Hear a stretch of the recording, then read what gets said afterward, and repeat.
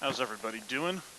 This is Mr. Nolan, and I have got your 12 C and D, Black Death, and the spread or revival of Western philosophy notes for you. So again, that's 12 C and D in your packet, and here we go. The Black Death. All right. The Black Death is in the mid 1300s. Portions of Europe, North Africa, and Asia are going to be decimated by a disease known as the bubonic plague.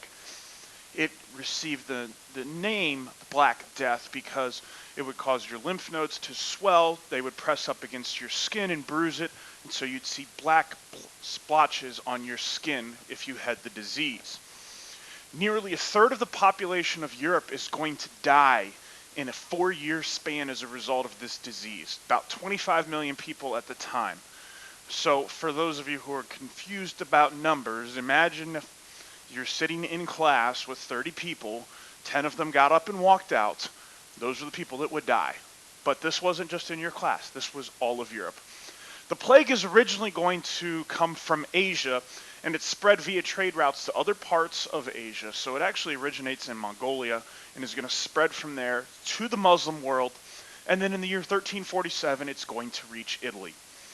From Italy, it's going to quickly spread to the rest of Western Europe and North Africa. Over the course of these 4 years, it's going to decimate parts of Europe.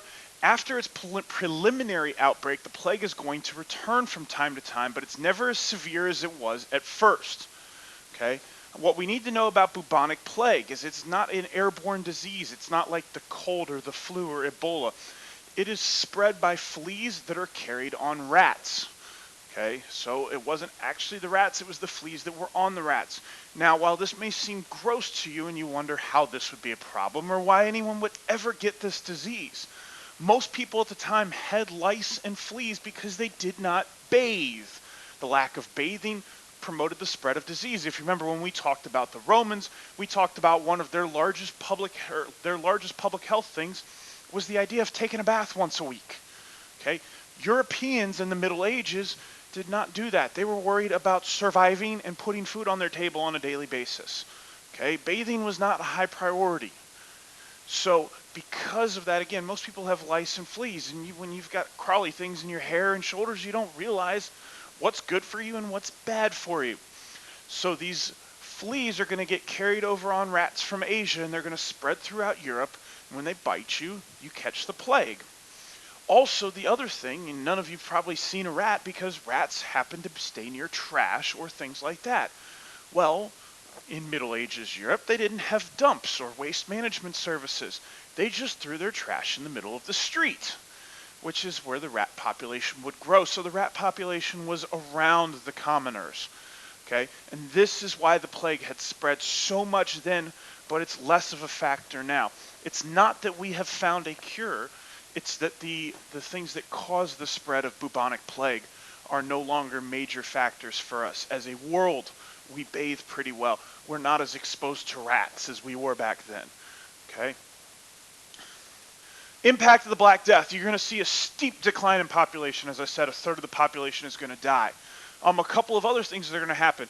Because of everyone dying, and the vast majority of people who are dying are commoners, it is impacting noblemen too, don't get me wrong. But just on an odds and a numbers thing, you're killing a lot of commoners. So what you're going to have is a scarcity of labor.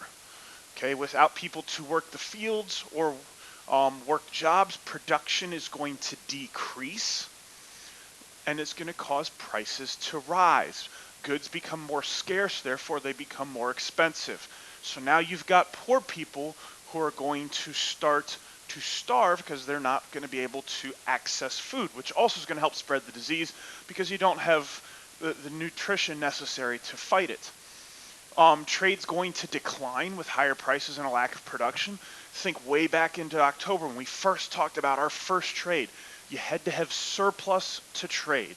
Okay, you were not going to trade if you didn't have extra. You weren't going to get rid of food and starve so that you could have some luxury item back then. So with a decline in production, we're also going to have a decline in trade.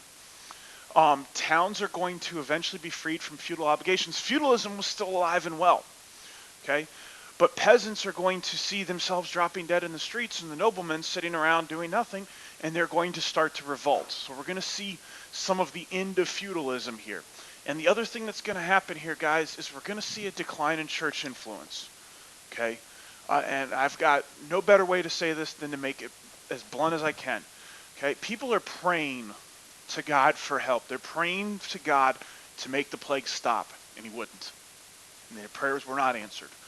So the Catholic Church, which has been the dominant power and the dominant influence in Western Europe this time, along with the feudal system, are going to see both of their powers start to decline. The feudal system is going to begin to fall apart. The Catholic Church is going to start to lose its control over Western Europe.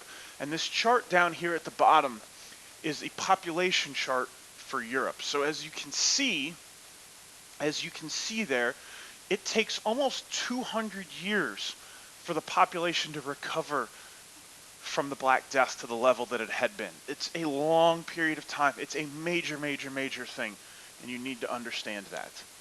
Okay? But without the Black Death, we wouldn't get the Renaissance. And we'll get into that more a little bit when we get to the Renaissance.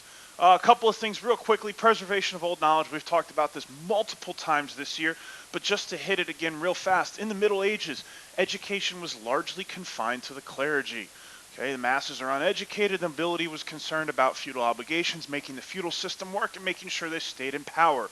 So if I were the Baron of Bristol, like I would imagine myself being in that time period, I'm more worried about staying in power and keeping my serfs to be my serfs. Don't have time to learn how to read and study things. Church scholars are going to be the people who preserve ancient literature in monasteries in the East and the West. We've talked about this Greco-Roman knowledge being preserved in three places: Byzantine libraries, the Islamic world, and then monasteries in Western Europe. Okay, church scholars are going to primarily work in monasteries, and they're among the few that could read and write. They translated Greek and Arabic works into Latin, and then they're going to discover this quote-unquote new knowledge. I'm throwing new in there because we're going to talk about the Renaissance, and Renaissance is the discovery of new knowledge. It's not discovery, it's rediscovery of knowledge that we lost for 1,000 years. All right, it's really not new. We're just remembering things as a result of the Crusades. Okay, this new knowledge is going to spread of medicine, philosophy, and science throughout Europe during the late Middle Ages, and it's going to lead to the development of our first universities. Okay, and our first universities in Europe are going to be centered around monasteries. This is where we get the Catholic school system, which even today still exists. Schools like Georgetown, St. Joe's, my alma mater, St. Bonaventure, are built around monasteries. Okay, that model begins in the Middle Ages in Europe and carries through to today. An example of some of these philosophers is a guy named Thomas Aquinas.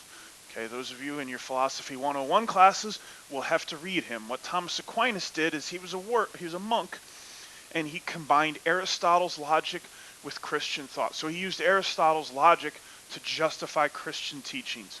It's incredibly exciting to read. I'm sure you will love it as a freshman in college. And that should be it for this video, guys. Thank you.